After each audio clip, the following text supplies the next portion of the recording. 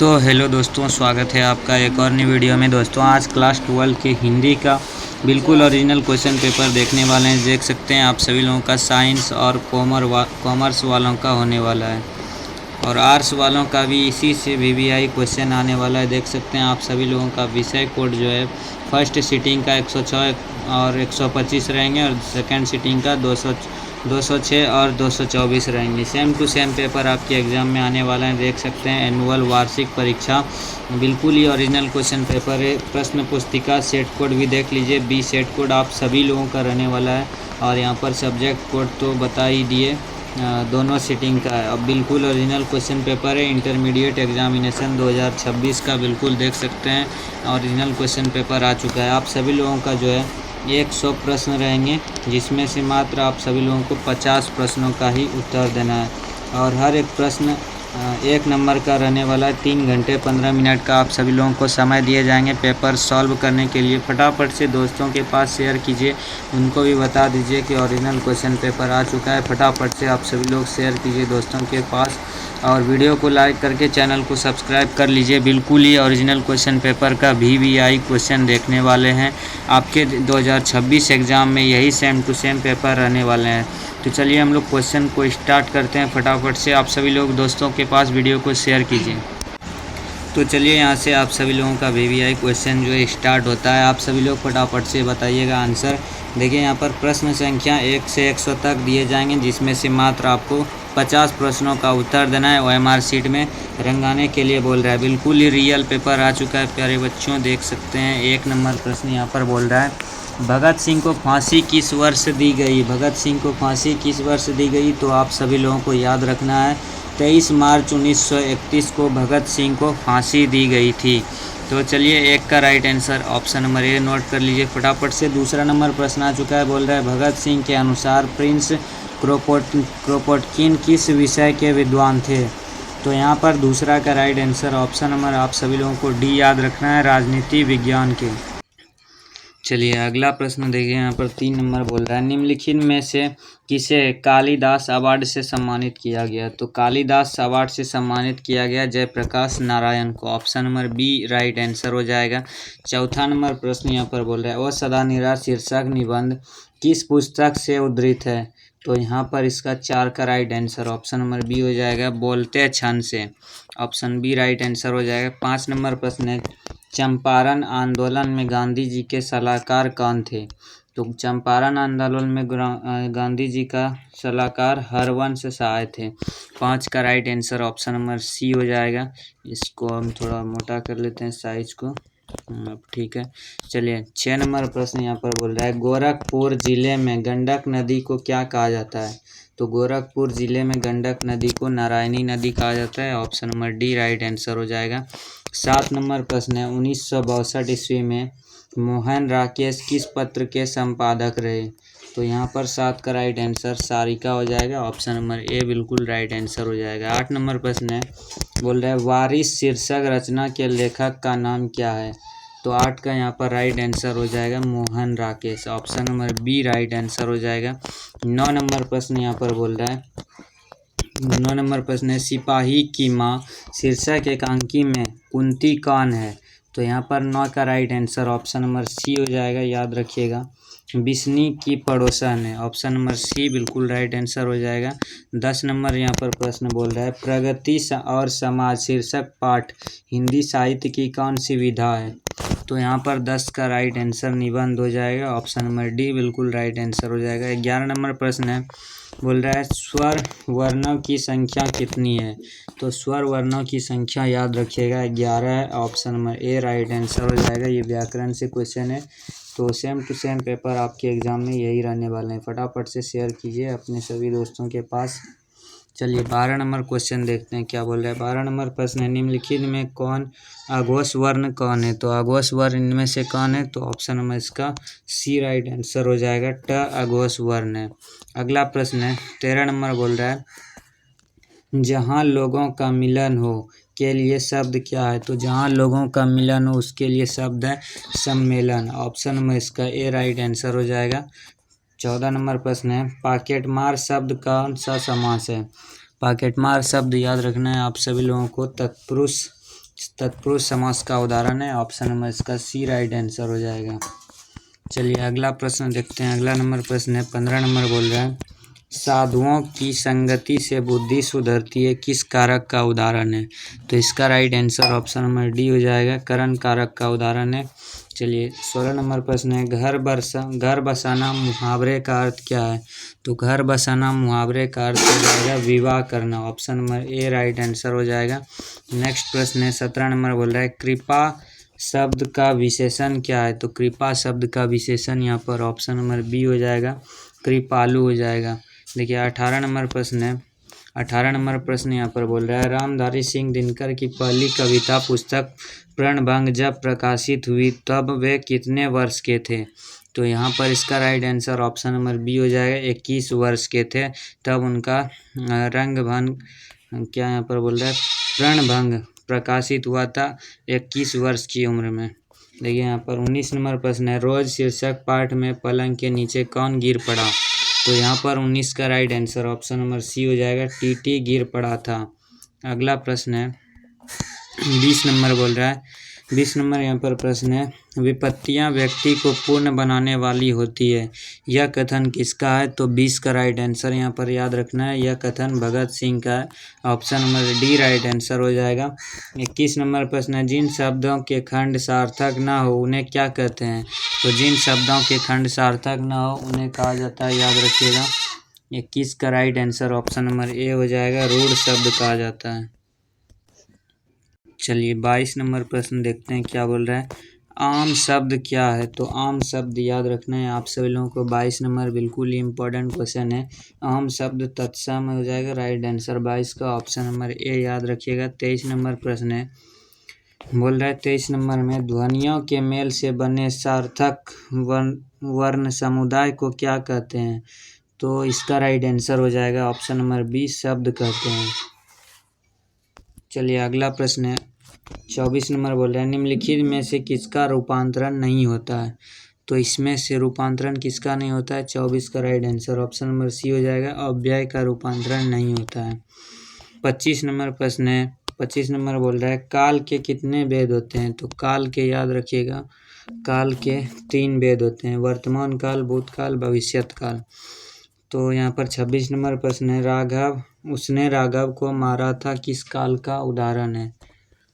तो इसका right answer 26 का याद रखिएगा, ऑप्शन नंबर इसका बी राइट आंसर हो जाएगा, भूतकाल का उदाहरण है। जहाँ पर था आ जाए लास्ट में वो समझिए कि वो भूतकाल हो जाएगा। चलिए अगला प्रश्न 27 नंबर बोल रहा है मोहन मुझसे किताब लिखवाता है किस क्रिया का उदाहरण है? तो यहाँ पर इसका राइट आंसर 27 का ऑप्शन नंबर सी हो जाएगा, प्रेरणार्थक क्रिया का उदाहरण है। 28 नंबर प्रश्न है मैं किस सर्वनाम का उदाहरण है?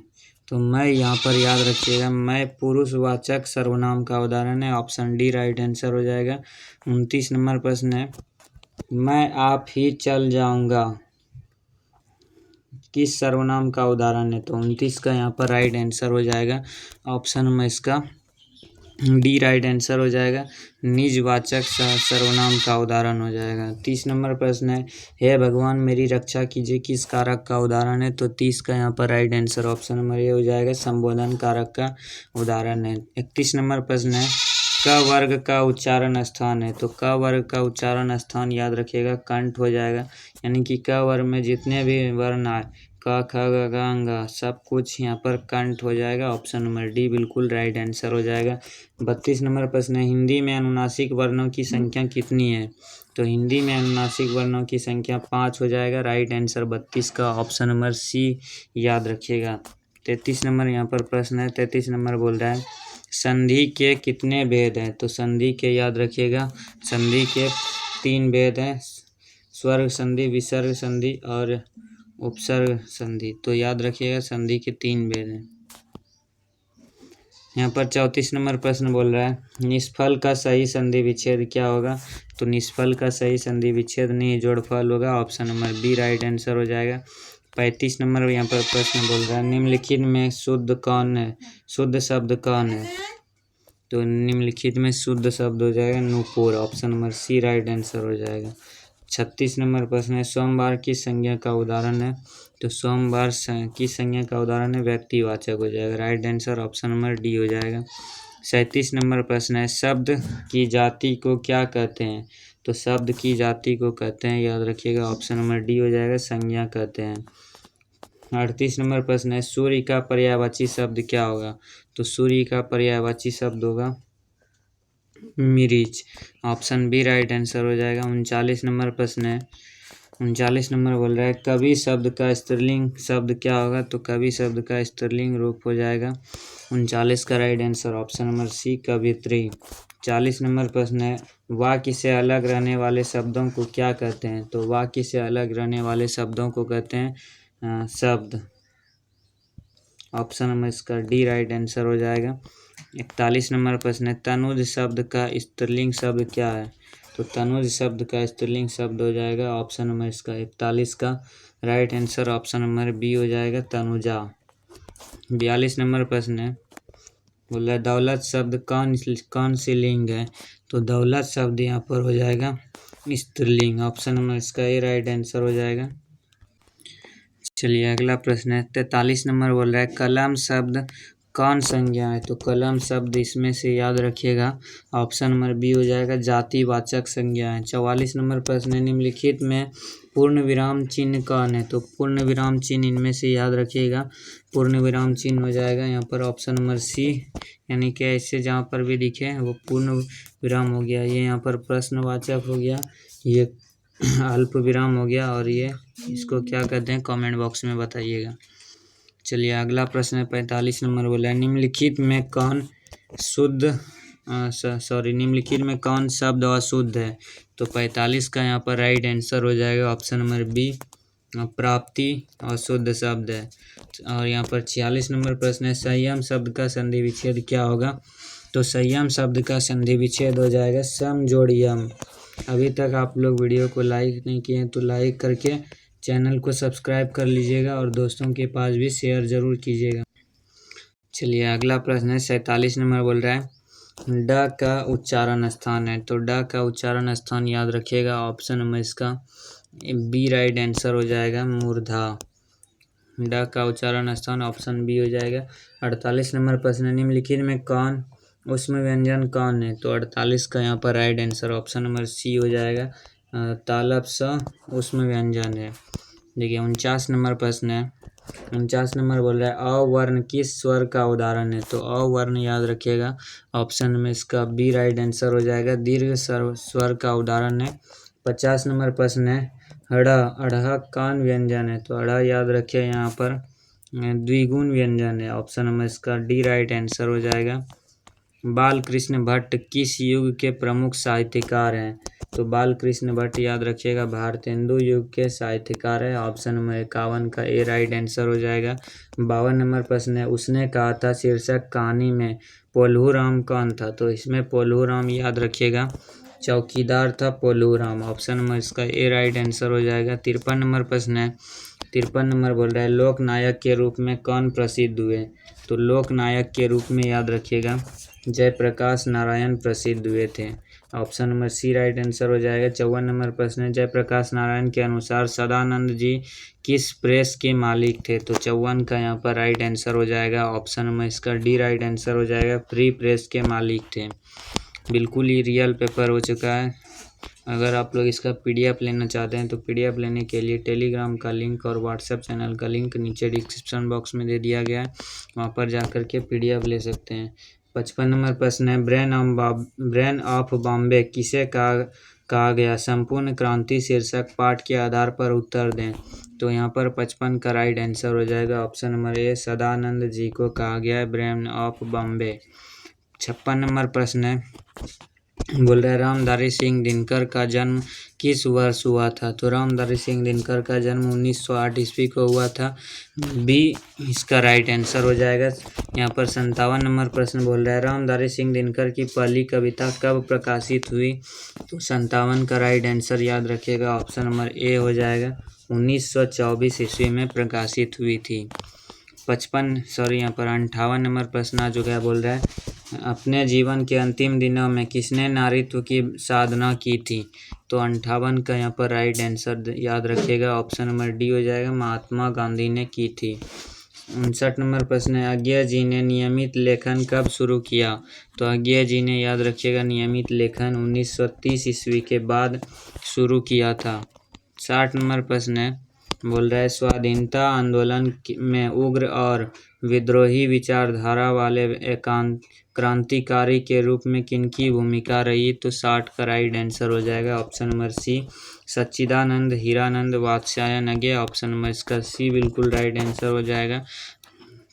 यही सेम टू सेम 100 in 10% आपके एग्ज़ाम में रहने वाले हैं पेपर, तो आप सभी लोग फटाफट से दोस्तों के पास शेयर कीजिए। देखिए 61 नंबर बोल रहा है, मलिक मोहम्मद जायसी का जन्म कहाँ हुआ था? तो मलिक मोहम्मद जायसी का जन्म जायस ग्राम में हुआ था। 61 का यहाँ पर राइट आंसर याद रखिएगा, ऑप्शन नंबर बी हो जाएगा, जायस में हुआ था। 62 नंबर प्रश्न है, जागिए ब्रजराज कुमार कमल कुसुम फूले, यह पंक्ति की शीर्षक कविता की है? तो यहाँ पर याद रखिएगा पद सूरदास। ऑप्शन नंबर इसका सी राइट आंसर हो जाएगा। 62 का option number C right answer हो जाएगा, पद सूरदास की ये पंक्ति है। तो 63 नंबर प्रश्न आ चुका है, बोल रहा है हनुमान बाहुक नामक रचना कितने छंदों की है?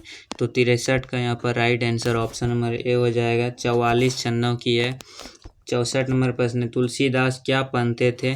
तो तुलसीदास याद रखिएगा कॉपिन पहनते थे। ऑप्शन नंबर 64 का बी बिल्कुल राइट आंसर हो जाएगा, तुलसीदास कॉपिन पहनते थे। 65 नंबर प्रश्न है, नाभादास का जन्म किस वर्ष हुआ था? तो नाभादास का जन्म याद रखिएगा, इसका राइट आंसर जो है 65 का option number A right answer हो जाएगा, 1540 ईस्वी अनुमानित है, यानी कि इनका जन्म कन्फर्म नहीं है, ये अनुमानित करके चल रहा है कि 1540 ईस्वी में नाभादास जी का जन्म हुआ था। तो 65 का right answer option number A हो जाएगा। 66 नंबर प्रश्न है, भक्तमाल शीर्षक रचना में कितने छप्पर है? तो 66 का यहाँ पर right answer option number B हो जाएगा, 416 छप्पर है। चलिए 67 नंबर प्रश्न है, कवि भूषण के पिता का नाम क्या था? तो कवि भूषण के पिता का नाम याद रखिएगा रत्नाकर त्रिपाठी था। Option number A right answer हो जाएगा। 68 नंबर प्रश्न है, शिवा बावनी शीर्षक रचना के कितने मुक्तकों को में शिवाजी की वीरता का बखान किया गया है? तो यहाँ पर 68 का राइट आंसर याद रखिएगा, ऑप्शन नंबर बी हो जाएगा, 52 मुक्तकों में। देखिए 69 नंबर प्रश्न है, बारी बा शब्द का अर्थ क्या है? तो बारी बा शब्द का अर्थ याद रखिएगा, 69 का right answer option number C हो जाएगा, बादल। चलिए अगला प्रश्न है, अगला प्रश्न देखते हैं। 70 नंबर बोल रहा है, प्रेम पथिक शीर्षक रचना के रचनाकार कौन है? तो 70 का राइट आंसर ऑप्शन नंबर इसका डी हो जाएगा, जयशंकर प्रसाद। 71 नंबर प्रश्न है, देखिए 71 नंबर प्रश्न आ चुका है, बोल रहा है रस्सी का टुकड़ा शीर्षक कहानी में मलांदे क्या काम करता था? तो 71 का यहाँ पर right answer option number B हो जाएगा, पलंग बनाने का काम करता था। 72 नंबर प्रश्न है, पेशगी शीर्षक कहानी में कारमेन को काम कितने फ्रैंक मिलते थे? तो यहाँ पर 72 का right answer option number A हो जाएगा, 4000 प्रतिमाह मिलते थे। 73 नंबर प्रश्न यहाँ पर आ चुका है, बोल रहा है दोमित्रिच चेरव्याकोव क्या देख रहा था? तो यहाँ पर क्लर्क की मौत शीर्षक पाठ के आधार पर उत्तर दें। तो 73 का राइट आंसर यहाँ पर ऑप्शन नंबर डी हो जाएगा, सर्कस देख रहा था। 74 नंबर प्रश्न, एवं प्रकाश वाल्मीकि को परिवेश सम्मान किस वर्ष प्राप्त हुआ? तो 74 का right answer option number A हो जाएगा, 1997 ईस्वी को प्राप्त हुआ था।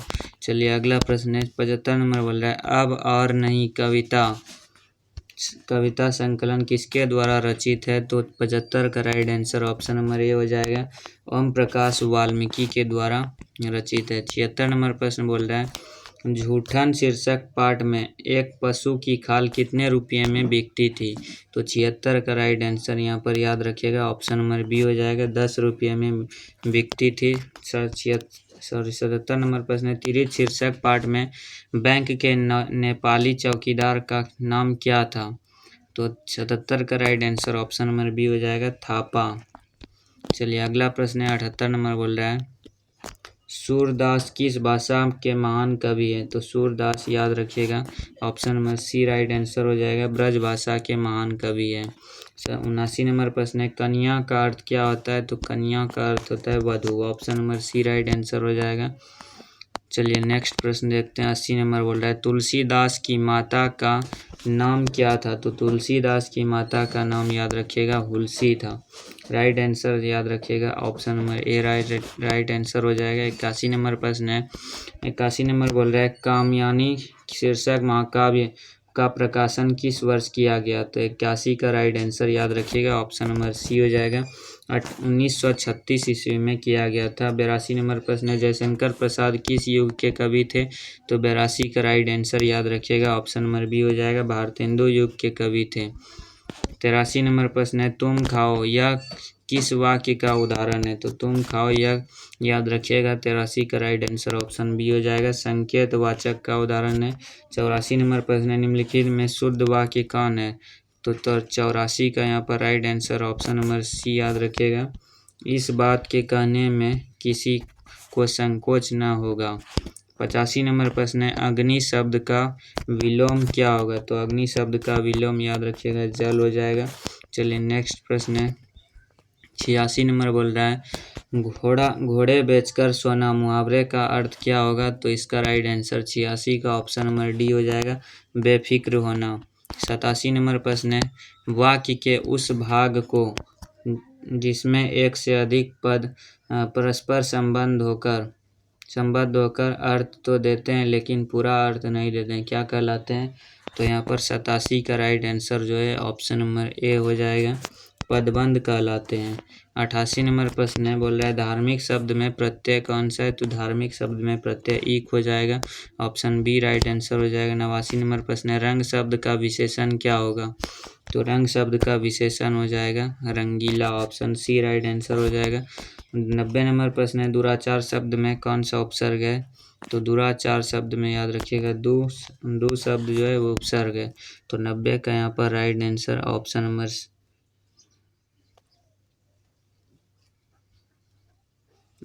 इसका यहाँ पर 90 का याद रखिएगा सी हो जाएगा दूरा।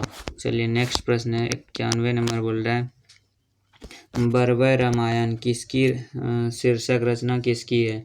तो बरवय रामायण शीर्षक रचना याद रखिएगा 91 का राइट आंसर 91 का राइट आंसर तुलसीदास हो जाएगा। चलिए नेक्स्ट प्रश्न है कवि नाभादास की अस्थायी निवास कहाँ था? तो कवि नाभादास के अस्थायी निवास याद रखिएगा 92 का राइट आंसर ऑप्शन सी हो जाएगा, वृंदावन में था। 93 नंबर प्रश्न है बोल रहा है विशाख शीर्षक नाटक रचित है? तो 93 का राइट आंसर याद रखिएगा ऑप्शन डी हो जाएगा, जयशंकर प्रसाद द्वारा। 94 नंबर प्रश्न है सभा का खेल शीर्षक रचना किसकी है? तो सभा का खेल याद रखिएगा सुभद्रा कुमारी चौहान की रचना है। चलिए नेक्स्ट प्रश्न है कवियों के कवि किसे कहा गया है? तो कवियों के कवि याद रखिएगा 95 का right answer option number A हो जाएगा, शमशेर बहादुर सिंह को कहा गया है। 96 नंबर प्रश्न है गजानन माधव मुक्तिबोध को जन्म किस वर्ष हुआ था?